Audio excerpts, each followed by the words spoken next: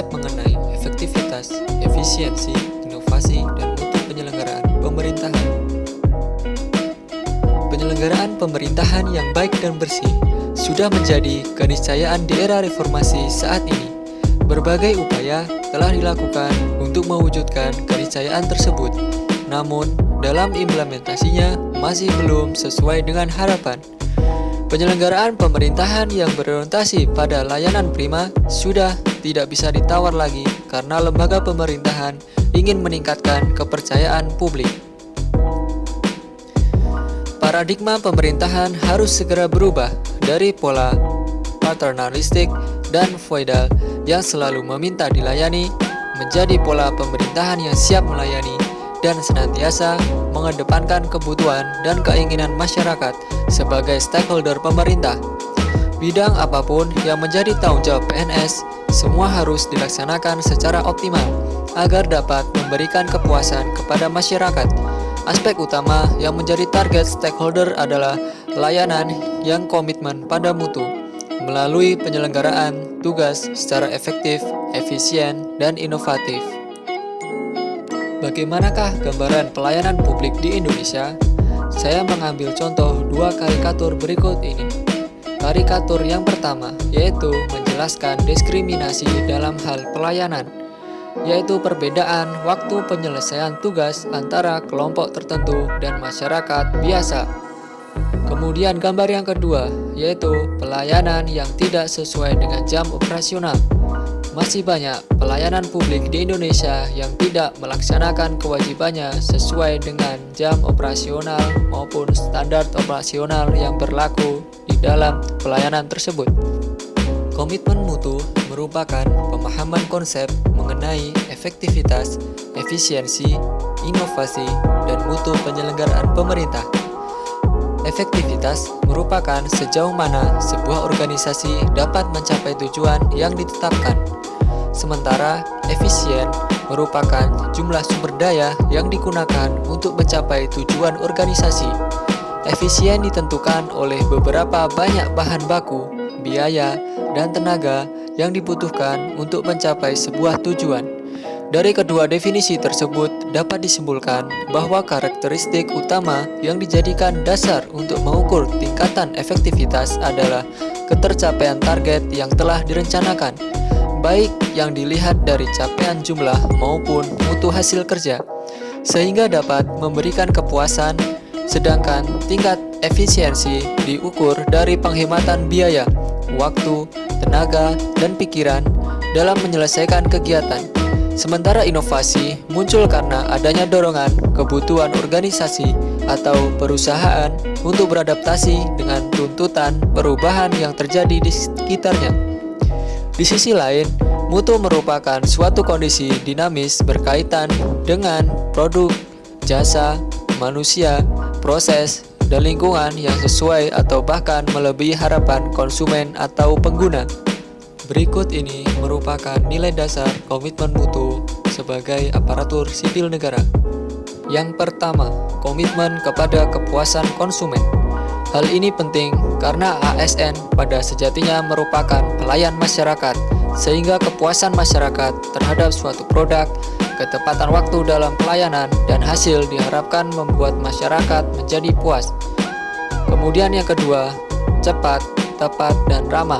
Sebagai ASN juga dituntut untuk cepat dalam bekerja sesuai prosedur, kemudian tepat dalam menyelesaikan pekerjaan, dan ramah kepada seluruh masyarakat. Yang ketiga, melayani dengan sepenuh hati. Dalam hal melayani, ASN dituntut untuk melayani masyarakat dengan sepenuh hati dan penuh rasa tanggung jawab. Yang keempat, melindungi dan mengayomi. Sebagai ASN juga dituntut untuk melindungi masyarakat dalam mengabdi sebagai pelayan publik dan senantiasa mengayomi sebagai tuntutan profesi. Yang kelima, perbaikan berkelanjutan. Dalam perkembangan zaman yang semakin maju, inovasi dan kreasi dari ASN sebagai pelayan publik diharapkan mampu untuk menciptakan perubahan yang lebih efisien, efektif, dan inovatif terhadap pelayanan publik. Anti korupsi. Korupsi terjadi karena adanya niat dari si pelaku ditambah lagi kesempatan yang terbuka lebar untuk melakukan korupsi, sehingga timbullah suatu perilaku korupsi. Pengertian korupsi menurut berbagai sumber. Yang pertama, Indrianto Seno Aji. Berdasarkan pemahaman dan dimensi baru mengenai kejahatan yang memiliki konteks pembangunan, pengertian korupsi tidak lagi diasosiasikan dengan penggelapan keuangan negara saja. Tindakan penyuapan dan penerimaan komisi secara tidak sah juga dinilai sebagai sebuah kejahatan. Kemudian yang kedua, menurut Alatas.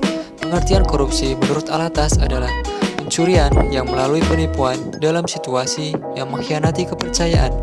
Korupsi merupakan wujud perbuatan immoral dari dorongan untuk mendapatkan sesuatu menggunakan metode penipuan dan pencurian.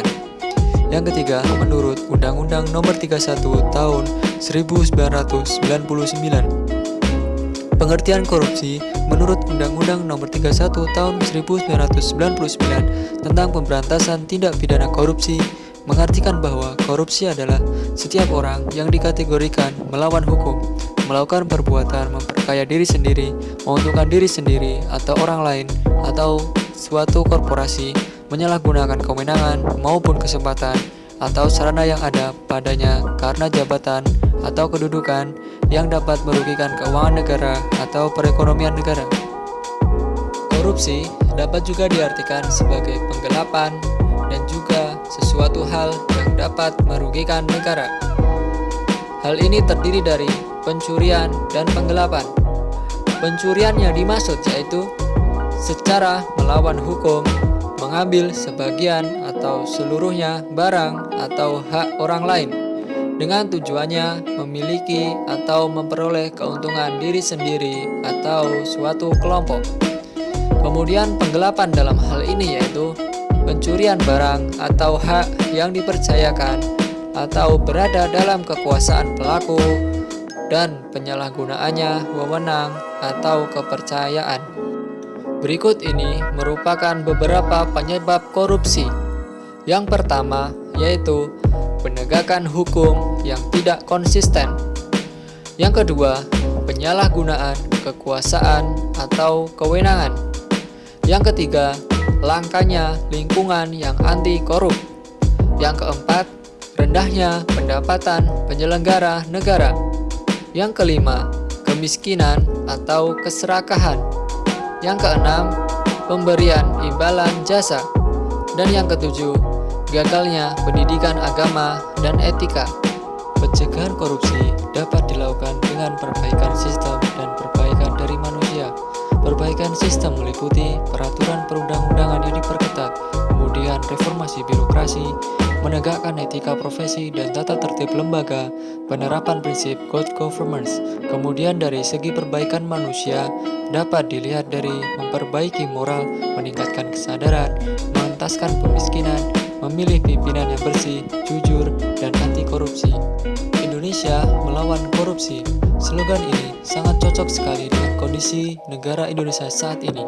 Indonesia bisa menjadi bangsa yang lebih baik dan maju apabila seluruh komponen negara termasuk ASN dan seluruh masyarakat Indonesia bisa menghindari korupsi, karena korupsi merupakan tindakan yang bisa merugikan orang lain bahkan negara. Demikian yang dapat saya sampaikan. Apabila ada kekurangan, saya mohon maaf sebesar-besarnya. Sekian dan terima kasih.